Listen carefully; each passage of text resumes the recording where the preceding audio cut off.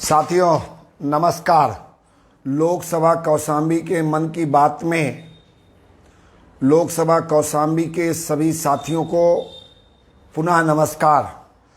साथियों, जैसा कि आप जानते हैं, लोकसभा कौशाम्बी के मन की बात विगत 5 वर्षों से चल रहा था, लेकिन पिछले लगभग 1 वर्ष से यह कार्यक्रम बंद था। बंद होने के अनेक कारण थे। उत्तर प्रदेश का चुनाव, कोरोना महामारी, अनेक बातों के कारण यह कार्यक्रम बंद था।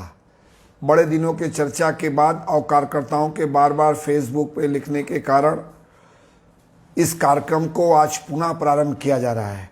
पिछली बार अप्रैल में लोकसभा कौशाम्बी की मन की बात की गई थी, तो अप्रैल से लेके अब तक यह कार्यक्रम बन रहा है। जैसा कि आप जानते हैं, प्रत्येक महीने के प्रथम रविवार को लोकसभा कौशाम्बी की मन की बात का लाइव लोकसभा के साथ सभी बुजुर्गों, नौजवान साथियों, माताओं और बहनों के साथ किया जाता है। यह कार्यक्रम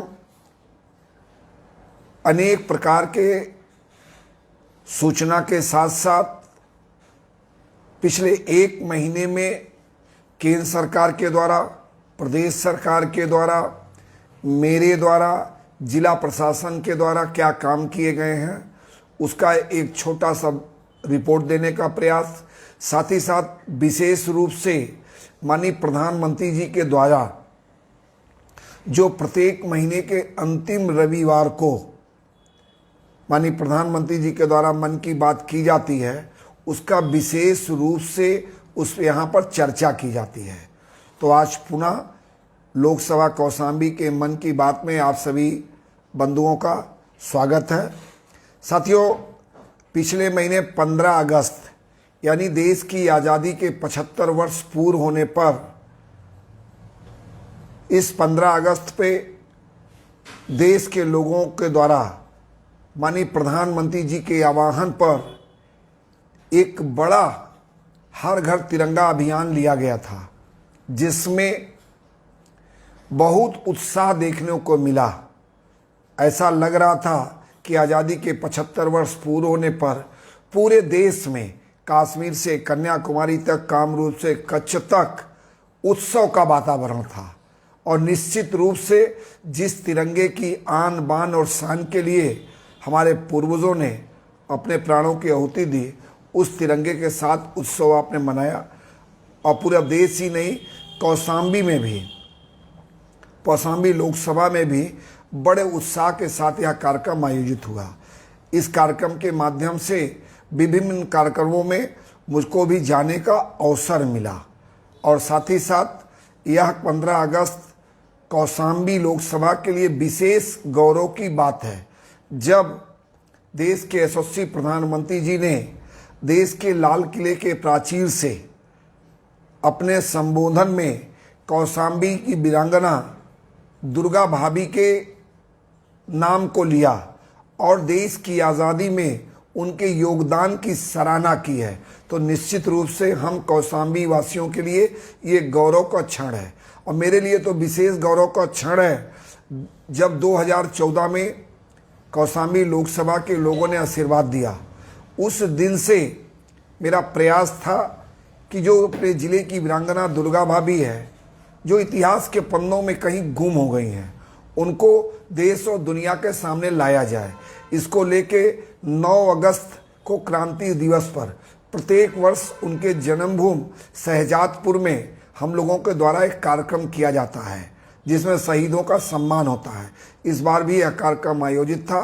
फिर हम गौरव के साथ कह सकते हैं और माननीय प्रधानमंत्री जी का कोटि कोटि धन्यवाद करते हैं, आभार व्यक्त करते हैं कौशाम्बी लोकसभा की ओर से कि एक कौशाम्बी की बेटी का, एक कौशाम्बी की वीरांगना का देश के लाल प्राचीर से उनका नाम लिया और उनके योगदान के लिए, उनके त्याग के लिए, उनके बलिदान के लिए उनको नमन किया है।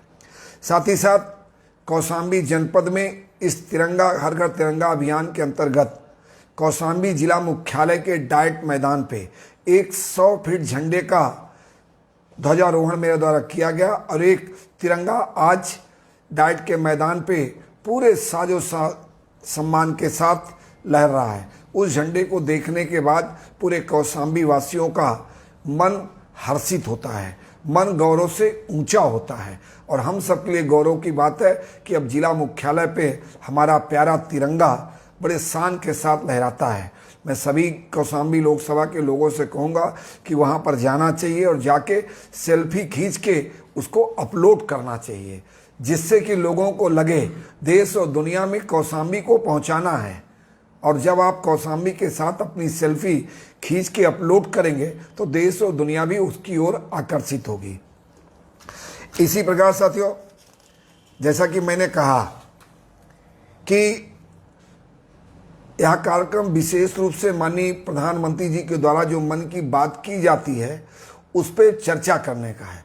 माननीय प्रधानमंत्री जी ने इस बार मन की बात में अनेक बातों के साथ साथ अमृत सरोवर पर और कुपोषण पर चर्चा की। साथियों, हम गौरव के साथ कह सकते हैं कि माननीय प्रधानमंत्री जी के निर्देश पर मेरे द्वारा भी कौशाम्बी लोकसभा में 75 तालाबों का चयन करके अमृत सरोवर के रूप में निर्माण किया जा रहा है। और मैं बेकायदा स्वयं इसमें जाके श्रमदान किया हूँ। और मैं पुनः कौशाम्बी लोकसभा के सभी नौजवान साथियों से, बुजुर्गों से, माताओं और बहनों से एक निवेदन करना चाहता हूँ कि इन 75 तालाब में जिन जिन गाँवों में अमृत सरोवर का निर्माण हो रहा है वहाँ पे जाके स्वयं श्रमदान करें, क्योंकि ये सामान्य सरोवर नहीं है या सामान्य जलाशय नहीं है। ये देश की आज़ादी के 75 वर्ष पूर्ण होने पर एक विशेष सरोवर का निर्माण किया जा रहा है, जिससे आने वाली पीढ़ियां आपको याद करेगी कि जब देश की आज़ादी का 75 वर्ष पूर्ण हुआ था तो हमारे पूर्वजों ने, हमारे जनप्रतिनिधियों ने हमारे गांव में एक ऐसे अमृत सरोवर का निर्माण किया था जहां एक और वो देश की आज़ादी का 75 वर्ष की याद दिलाता है, वहीं पर वह अमृत सरोवर एक पर्यटक स्थल के रूप में विकसित हो। वहाँ पर बुजुर्गों को बैठने के लिए कुर्सी बेंच की व्यवस्था हो, चाहे तिरंगा ध्वज के लिए हो, चाहे शहीदों के लिए स्थली बनाने का हो, और चाहे वृक्षारोपण का काम हो। ये बड़े पैमाने पर उस अमृत सरोवर में होने जा रहा है। मैंने अधिकारियों को स्पष्ट निर्देश दिया है कि उसमें काम करने वाले, चाहे पारिश्रमिक लेके करने वाले हों और चाहे श्रमदान करने वाले हों, सबका नाम सुंदर अक्षरों से सरकारी अभिलेखों में अंकित होना चाहिए। और मैंने इसका स्पष्ट निर्देश जिला अधिकारी महोदय को दे दिया है, जिससे आने वाली पीढ़ियां इस बात को जान सके कि इस अमृत सरोवर में किन किन लोगों ने काम किया था। तो मैं पुनः अब जिन गाँवों में अमृत सरोवर बन रहा है, मैं वहाँ के लोगों से निवेदन करता हूँ, चाहे आप एक फरुआ ही चलाएं, चाहे एक तसला भी मिट्टी फेंकें, निश्चित रूप से उसमें श्रमदान अवश्य करें। इन 75 अमृत सरोवर में अब तक कुछ अमृत सरोवर पे मेरे जाने का मुझको अवसर मिला है और मैंने श्रमदान किया है, और अभी शेष स्थानों पर भी मैं जाने का प्रयास करूँगा और स्वयं श्रमदान करके अपना भी नाम, मेरा भी नाम लिखा जाए, ऐसा प्रयास करूँगा। साथ ही साथ माननीय प्रधानमंत्री जी के मन की बात में वृक्षारोपण पर विशेष जोर है। साथियों, बिना वृक्ष के जल नहीं, जल के बिना जीवन नहीं। और चाहे वृक्ष लगाने का काम हो, चाहे जल जीवन, जल संरक्षण का काम हो, ये कुछ मुट्ठी भर अधिकारियों के भरोसे हम नहीं छोड़ सकते। हमको आने वाली पीढ़ी को इससे पूरी तरह से संतृप्त करना है। हमारे पूर्वजों ने एक समृद्ध जल हमको दिया है, अब हमारी जिम्मेदारी बनती है कि आने वाली पीढ़ी को हम एक समृद्ध जल दें। इसलिए मैं पुनः निवेदन करूंगा, चाहे वृक्षारोपण का काम हो और चाहे अमृत सरोवर पर हो, सभी को बढ़ चढ़ के हिस्सा लेना चाहिए। माननीय प्रधानमंत्री जी ने मन की बात में इस बार विशेष रूप से जोर दिया है मोटे अनाज का। साथियों, आपने देखा होगा कि हमारी सदियों से परंपरा रही है मोटे अनाज के उपयोग का, और उस मोटे अनाज के उपयोग के कारण हमारे जो पूर्वज थे बहुत स्वस्थ होते थे, और कालखंड बीतता गया, हम लोग दूसरे अनाजों की तरफ, जंक फूड की तरफ बढ़ते गए, और आज एक नहीं अनेक बीमारियां मुंह फैलाए खड़ी है। इसलिए माननीय प्रधानमंत्री जी ने किसानों से मोटे अनाज की बुआई के लिए निवेदन आग्रह किया है और देश के लोगों से भी आग्रह किया है कि वो मोटे अनाज का उपयोग करें। मोटे अनाज केवल पौष्टिक ही नहीं है, ये सुपाच्य भी है, इसमें किसी प्रकार का संशय नहीं है।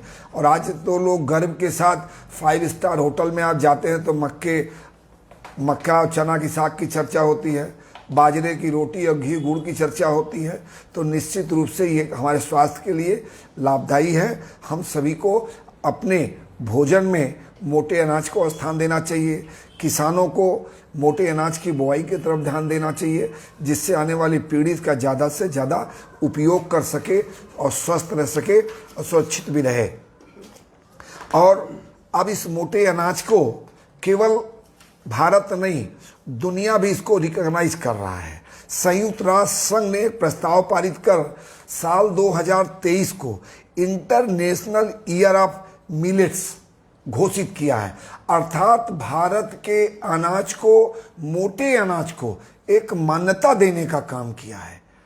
तो हम गौरव के साथ कह सकते हैं, जिस तरह से माननीय प्रधानमंत्री जी के नेतृत्व में 21 जून को योगा दिवस को पूरे दुनिया ने मान्यता दिया, उसी प्रकार माननीय प्रधानमंत्री जी के नेतृत्व में आज भारत के मोटे अनाज को पूरे दुनिया ने मान्यता दिया है। इसमें 70 से ज़्यादा देशों ने अपना समर्थन व्यक्त किया है। इसलिए हमारे लिए गौरव की बात है कि माननीय प्रधानमंत्री जी के नेतृत्व में लगातार भारत की जो गौरवशाली और वैभवशाली परंपरा है वो लगातार बढ़ रही है। आज देश नहीं, पूरी दुनिया उसको मान्यता दे रही है, दुनिया उसको स्वीकार कर रही है और दुनिया उस चीज़ को स्वीकार कर रही है कि जो भारत का गौरवशाली वैभवशाली परंपरा है, चाहे कल्चरल मान्यता हो, चाहे अनाज की बात हो, चाहे योगा की बात हो, एक तरह से हमारे पुरातन संस्कृति को आज दुनिया स्वीकार कर रही है, दुनिया मान्यता दे रही है। दुनिया मानती है कि भारत के पास जो समृद्ध इतिहास है उससे मानव जाति के बहुत सारी समस्याओं का समाधान हो सकता है। तो इतने पुनः निवेदन करते हुए कि अपने रोज के भोजन में एक मोटे अनाज का उपयोग अवश्य करें। कुछ लोग कह सकते हैं कि सांसद जी आप क्या करते हैं? मैं स्वयं रोज किसी न किसी मोटे अनाज का उपयोग शुरू कर दिया हूं और मैं उसका लाभ भी देख रहा हूं। इसलिए मैं आप सभी से निवेदन करता हूं कि आप भी अपने भोजन में एक किसी न किसी मोटे अनाज की शुरुआत करनी चाहिए। साथ ही साथ इस लोकसभा कौशाम्बी के मन की बात में पिछले महीनों में या पिछले 10 महीनों में सरकार ने अनेक ऐतिहासिक निर्णय लिए हैं। पहला तो मैं आप सभी उत्तर प्रदेश के लोगों को धन्यवाद करना चाहता हूं, बधाई देना चाहता हूं कि 37 साल बाद उत्तर प्रदेश की जनता ने पहली बार किसी राजनीतिक दल को दोबारा सरकार बनाने का अपना आशीर्वाद दिया है। ये केवल एक सामान्य घटना नहीं है, एक ऐतिहासिक घटना है। लोग कहते थे कि एक बार सरकार बनने के बाद दोबारा जनता आशीर्वाद नहीं देती, लेकिन जिस प्रकार से मोदी जी ने और योगी जी ने उत्तर प्रदेश में गांव, गरीब, किसान, मजदूर, शोषित, पीड़ित के लिए काम किया है, उसी का परिणाम है कि यह सरकार 37 साल बाद पुनः योगी जी के नेतृत्व में बनी है। ये पिछले 6 महीनों में सरकार ने अनेक ऐतिहासिक निर्णय लिए हैं। अब उनकी मैं चर्चा करूंगा तो थोड़ा समय लगेगा, लेकिन जो कुछ महत्वपूर्ण निर्णय लिए हैं मैं उसको कहना चाहता हूं कि अब उत्तर प्रदेश के जो परिवहन बस अड्डे हैं, अब एयरपोर्ट की तर्ज पर, एयरपोर्ट की तरह तैयार किए जाएंगे, जिससे रोडवेज पे चलने वाले यात्री को भी एयरपोर्ट का एहसास हो। और सरकार ने निर्णय लिया है, कुछ सीधे सरकार बनाएगी, कुछ पीपी मॉडल पे बनेगा। इसका मतलब आने वाले समय में बहुत जल्द उत्तर प्रदेश के रोडवेज के बस स्टेशनों की कायाकल्प होने जा रही है। उसमें मेरे द्वारा भी अपनी लोकसभा के 2 रोडवेज डिपो का प्रस्ताव भेजा गया है, चाहे कुंडा का रोडवेज डिपो हो, चाहे मूरतगंज का रोडवेज डिपो हो और चाहे सरायकेला का रोडवेज डिपो हो। इसके कायाकल्प के लिए मेरे द्वारा भी सरकार को प्रस्ताव किया गया है। कौशाम्बी लोकसभा के कुछ लोग निश्चित रूप से इस बात पे उनके अंदर नाराज़गी है, नाखुशी है कि जो रोडवेज डिपो मंझनपुर में बन के तैयार है अभी पूर्ण रूप से संचालित नहीं है। मैं आपसे क्षमा मांगते हुए और मैं आपको ये आश्वस्त करते हुए कि बहुत शीघ्र ही कौशाम्बी का रोडवेज डिपो अपनी पूरी क्षमता के साथ संचालित होगा। इसमें चिंता करने की जरूरत नहीं है। इसमें सरकार माननीय मंत्री जी से बात हो चुकी है, पूरी तैयारी है। केवल कार्यदायी संस्था उसको हैंडओवर कर देगी, उसके बाद पूरी क्षमता के साथ रोड डिपो संचालित होने लगा। साथ ही साथ सरकार ने निर्णय लिया है कि जो किसानों के ट्यूबवेल हैं अब उनके कनेक्शन नहीं काटे जाएंगे, यानी किसानों को मजबूत करने के लिए सरकार के द्वारा एक और ऐतिहासिक निर्णय। ऐसा नहीं कि हमारे किसान भाई बिजली का बिल जमा नहीं कर सकते, लेकिन आप जानते हैं कि आज भी आज़ादी के 75 साल बीत जाने के बाद भी बहुत बड़ी खेती हम लोग प्राकृतिक वर्षा पे निर्भर हैं, जिसके कारण किसान उतना सशक्त नहीं है जितना होना चाहिए। इसलिए प्राकृतिक आपदाओं से जूझते हुए किसान इस देश का अन्नदाता, देश और प्रदेश के लोगों के लिए अनाज उगाता है, लेकिन प्राकृतिक आपदा में कभी कभी नुकसान होता है, जिसके कारण किसान बिजली का बिल जमा नहीं कर पाता। वैसे देश के यशस्वी प्रधानमंत्री जी ने इस आपदा से बचाने के लिए प्रधानमंत्री कृषि फसल बीमा योजना की शुरुआत की है।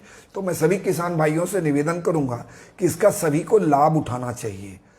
अगर आप फसल बीमा कराते हैं तो बुआई के पहले से लेके कटाई के बाद तक आपका पूरा का पूरा फसल बीमित रहेगा, तो आप कम से कम आपका नुकसान होगा। लेकिन उसके उपरांत भी अगर बिजली के बिल ट्यूबवेल का बाकी रहेगा तो वो नहीं काटा जाएगा। लेकिन किसान भाइयों से निवेदन है कि समय पे बिजली का बिल जमा करें, जिससे सरकार को आपको 24 घंटा बिजली देने में सहूलियत हो। तीसरा सबसे बड़ा ऐतिहासिक निर्णय उत्तर प्रदेश की योगी सरकार ने लिया है कि उत्तर प्रदेश के युवाओं को नशा मुक्त बनाने के लिए ऐसे तस्कर जो समाज को अंदर ही अंदर खोखला कर रहे हैं, अब ऐसे लोगों के घर पे भी बुलडोजर चलाया जाएगा। अर्थात जो इस प्रकार के तस्करी में लगा हुआ है, मादक पदार्थों के तस्करी के काम में लगा है, ऐसे लोगों को चिन्हित करके उनका भी घर ध्वस्त किया जाएगा, जिससे उनके भी मन में भय पैदा हो कि योगी जी के रहते, योगी और मोदी के रहते उत्तर प्रदेश में देश के युवाओं के भविष्य के साथ, उनके स्वास्थ्य के साथ खिलवाड़ करने को किसी को अनुमति नहीं है। साथ ही साथ इस कार्यक्रम में हम लोग चर्चा करते हैं केंद्र सरकार के द्वारा जो कार्य किए जाते हैं, माननीय प्रधानमंत्री जी के द्वारा जो कार्य किए जाते हैं। अब जब देश के यशस्वी प्रधानमंत्री जी ने आत्मनिर्भर भारत की बात की, जब देश के यशस्वी प्रधानमंत्री जी ने मेक इन इंडिया की बात की, तो विपक्ष के लोग कहते थे कैसे संभव होगा। और आज हम गौरव के साथ कह सकते हैं कि माननीय प्रधानमंत्री जी के नेतृत्व में हम आत्मनिर्भर भी हो रहे हैं, मेक इन इंडिया भी। और मेक इन इंडिया केवल खोखले काम नहीं, छोटे छोटे काम के लिए हमने रक्षा के क्षेत्र में जो दुर्लभ माने जाते हैं, जिसकी बहुत उच्च तकनीक होती है, जो तकनीक आज से पहले केवल विदेशों के पास होती थी, उस तकनीक का स्वदेशी हमने विकास करके, और अभी हाल में माननीय प्रधानमंत्री जी के द्वारा एक पोत INS विक्रांत देश की सेना को सौंपा है। ये हमारे लिए गर्व की बात है। एक तरफ जहां हमारी रक्षा मजबूत हो रही है, जहां हमारा सैनिक साजो सामान से लैस हो रहा है, हमारी सेना आत्मनिर्भर हो रही है, वहीं पर मेक इन इंडिया को गति मिली है, मेक इन इंडिया को मान्यता मिली है। आज दुनिया के बड़े से बड़ा देश हमारे यहाँ निवेश करना चाहता है। तो निश्चित रूप से यह देश के लिए आज़ादी के 75 वर्ष पे एक गौरव की बात है कि हम लोग इतना बड़ा काम देश के लिए कर पाए हैं। साथियों, इस कार्यक्रम के अंत में मेरे द्वारा जो कार्यक्रम किए, जो विकास के काम किए जाते हैं, उसकी भी चर्चा की जाती है। वैसे तो अनेक प्रकार की योजनाएं प्रोसेस में हैं, अनेक सड़कों को स्वीकृति मिलनी है, लेकिन जब मिल जाएगी तो मैं उसकी सूचना दूंगा। लेकिन दोबारा उत्तर प्रदेश में योगी जी के नेतृत्व में सरकार बनने पर 3 ऐतिहासिक निर्णय लिए गए हैं।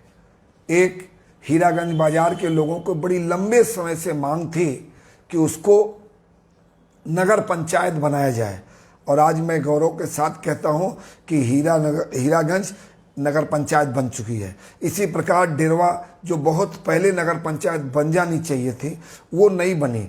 लेकिन आज पुनः मैं माननीय योगी जी को बधाई देता हूं कि लोकसभा कौशाम्बी में के विधानसभा बाबागंज में 2 नगर पंचायत, हीरागंज और डेरवा, 2 नगर पंचायत बनाने का काम किया है। इसलिए हीरागंज के सभी व्यापारियों को, डेरवा के सभी व्यापारियों को कोट बधाई देते हुए और इस बात का आश्वस्त करते हुए कि आने वाले समय में एक सुंदर आदर्श नगर पंचायत आपके सहयोग से हम बनाएंगे, इसमें किसी प्रकार का संशय नहीं है। एक सूचना और देनी है कि बाबागंज ऐसी विधानसभा थी जिसमें कोई नगर पंचायत आज़ादी के 75 साल तक में नहीं थी, जबकि कुंडा विधानसभा में 2 नगर पंचायत थी, एक कुंडा एक मानिकपुर, और कुंडा और मानिकपुर का भी सीमा का विस्तार नहीं हुआ था।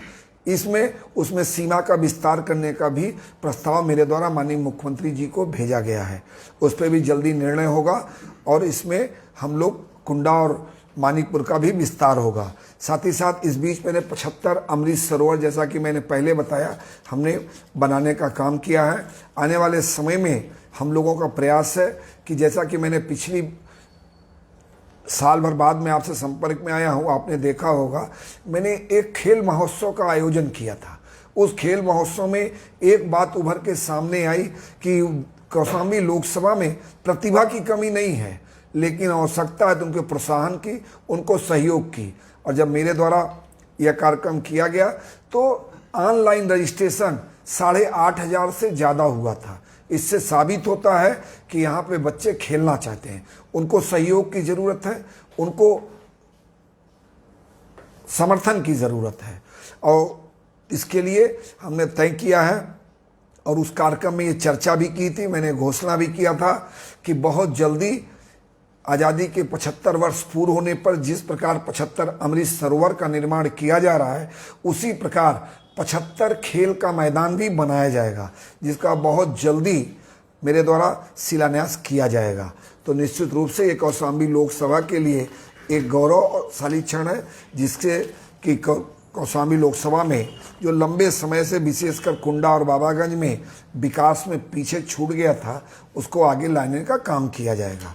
साथ ही साथ इस बीच बरसात के मौसम में आकाशीय बिजली से अपने कुछ लोगों की असामयिक निधन हुआ है, जिसके कारण उन परिवार के से भी मेरा जाके मिलना हुआ, और 4-4 लाख रुपए की सरकारी सहायता मैंने स्वयं अपने हाथों से दिया था। और सीधे जिलाधिकारी और उप जिलाधिकारी को मैंने निर्देश दिया है कि जिन लोगों का भी घर कच्चा है, उन सभी को पक्का मकान प्रधानमंत्री आवास योजना के अंतर्गत देना है, और ये सरकार इस पर कार्रवाई कर रही है।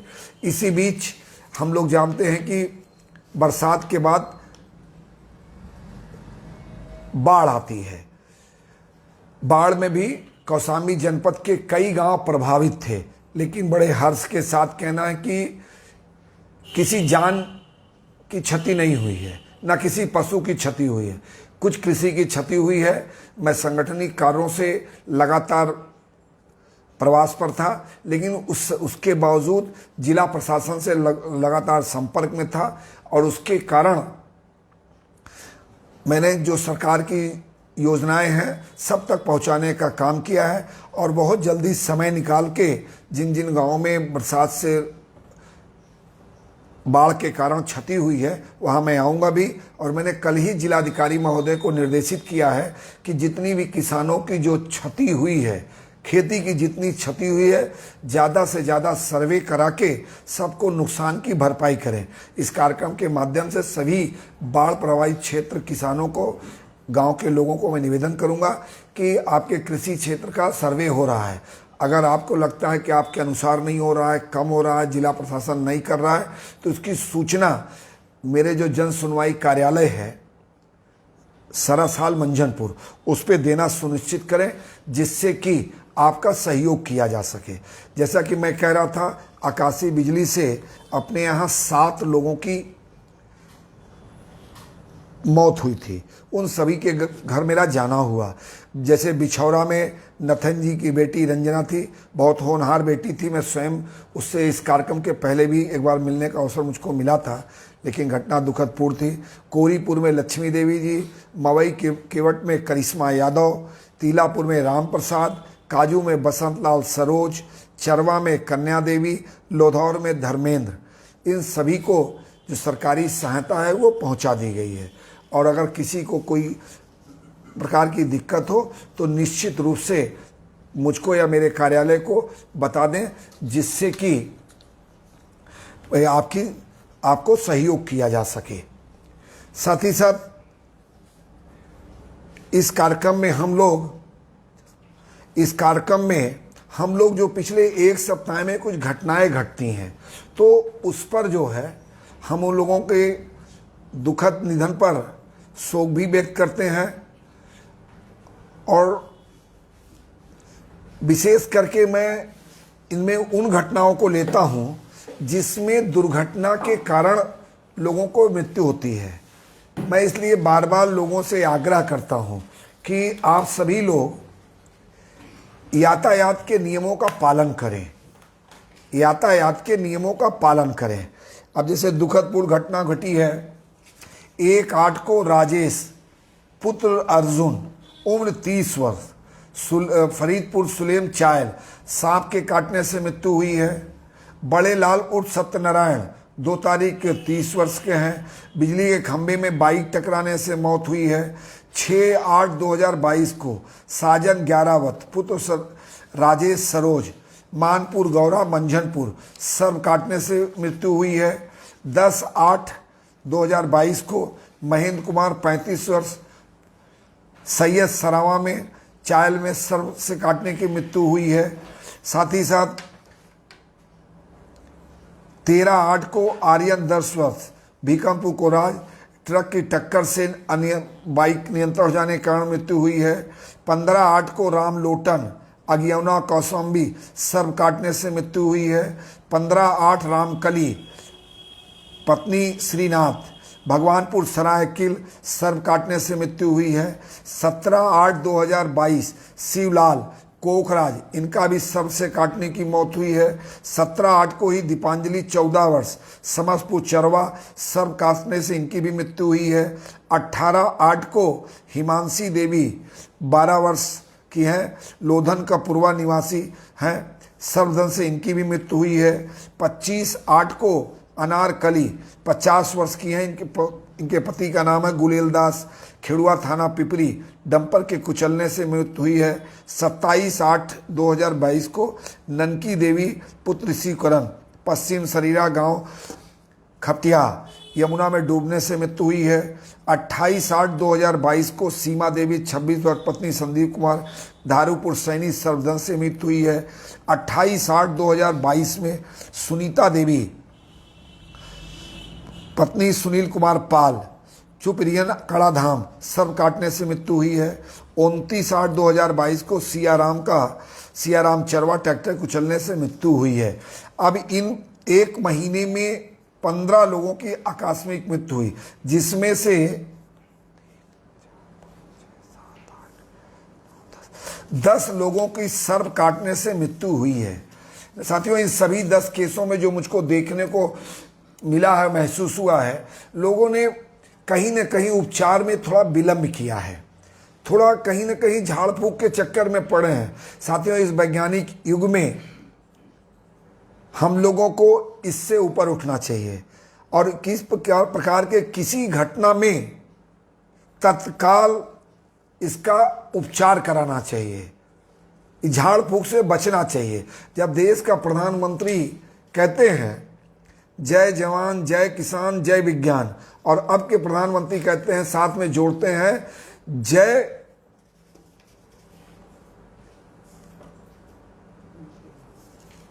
जय विज्ञान के बाद प्रधानमंत्री जी आगे इस विषय को बढ़ाते हैं, यानी विज्ञान बहुत ही अब मजबूत हो गया है। माननीय प्रधानमंत्री जी ने नारा दिया है जय अनुसंधान। इसका मतलब कि हम अब सभी क्षेत्रों में अनुसंधान करके हर प्रकार की दवा बना चुके हैं। हम सभी को इस पर ध्यान देना चाहिए और जब इस प्रकार की दुखद घटना हो तो किसी की भी बात नहीं सुनना चाहिए। तत्काल इसको अस्पताल में ले जाके इंजेक्शन लगाना चाहिए और निश्चित रूप से अगर समय से आप इंजेक्शन लगवाते हैं तो उसके प्राण की रक्षा हो सकती है। और दुर्घटनाओं से बचने के लिए ज़्यादा से ज़्यादा नियम कायदे का हमको पालन करना चाहिए, यह निवेदन करता हूँ। साथियों, अंत में आने वाले महीनों में 2 महत्वपूर्ण कार्यक्रम और है। 5 सितंबर को शिक्षक दिवस है, जिस पे हम सर्वपल्ली राधाकृष्णन जी की जन्म जयंती मनाते हैं और देश भर के शिक्षक इस देश के राष्ट्र निर्माता हैं। उन शिक्षकों को हम नमन करते हैं, सम्मान करते हैं। तो 5 सितंबर को यह कार्यक्रम है। इस संदर्भ में मेरे द्वारा भी एक कार्यक्रम आयोजित है। 5 सितंबर को ओसा मंडी में शिक्षकों को बुला के सम्मान करने का काम है। मैं इस कार्यक्रम से जुड़े सभी बुजुर्गों से, नौजवान साथियों से, माता और बहनों से निवेदन करूंगा कि शिक्षक को सम्मान देने के लिए एक आपके पास अवसर है और इस अवसर का उपयोग करके आप कुछ मत करिए। केवल और केवल जिस विद्यालय में आप पढ़े हैं या जिस शिक्षक से आप पढ़े हैं उस दिन उसके यहाँ जाके उनको धन्यवाद करना चाहिए कि आपने हमारे जीवन में शिक्षा का बड़ा योगदान दिया है, इसलिए आपको कोटि कोटि धन्यवाद। तो निश्चित रूप से ऐसे शिक्षकों को बहुत आनंद भी मिलेगा और साथ साथ पुराने रिश्ते भी याद आएंगे। दूसरा, 14 सितंबर को हिंदी दिवस है। उस कार्यक्रम को भी हम लोग बड़े उत्साह के साथ मनाएं कि हिंदी हमारी राज्य भाषा है और इसके बढ़ाने के लिए हमको सभी प्रकार का प्रयास करना चाहिए। अंत में एक निवेदन करते हुए इस कार्यक्रम को पूरा करता हूँ कि माननीय प्रधानमंत्री जी के नेतृत्व में इस देश में कोरोना वैक्सीन पे बहुत बड़ा काम हुआ है और आज दुनिया में हम अकेले ऐसे देश हैं जहां पर लगभग दोनों डोज सबको लग चुकी है। हम तीसरे बूस्टर डोज की तरफ आगे बढ़ रहे हैं और बूस्टर डोज आज बड़े जोरों के साथ लगाया जा रहा है। मेरा इसलिए सभी से निवेदन है जिनका पहला और दूसरा डोज पूरा हो गया है वो लोग बूस्टर डोज लगवाना ना भूलें, स्वयं भी लगाएं, लोगों को प्रेरित भी करें। आज ये कोरोना वैक्सीन ही है कि भारत कोरोना मुक्त देशों के श्रेणी में आके खड़ा हुआ है। मैं आप इस कार्यक्रम से जुड़े हुए सभी किसानों का, सभी नौजवान साथियों का, माताओं बहनों का, युवाओं का, कौशाम्बी लोकसभा के जन का बहुत अभिनंदन करता हूं और पुनः निवेदन करता हूं कि आप लोग इससे जुड़े भी और अपनी कोई समस्या हो, कोई सुझाव हो तो निश्चित रूप से इस पर लिखें, जिससे आपके समस्या के समाधान के लिए आपके सुझाव के अनुसार आगे बढ़ाया जा सके। इतना निवेदन करते हुए आप सभी साथियों को बहुत बहुत धन्यवाद।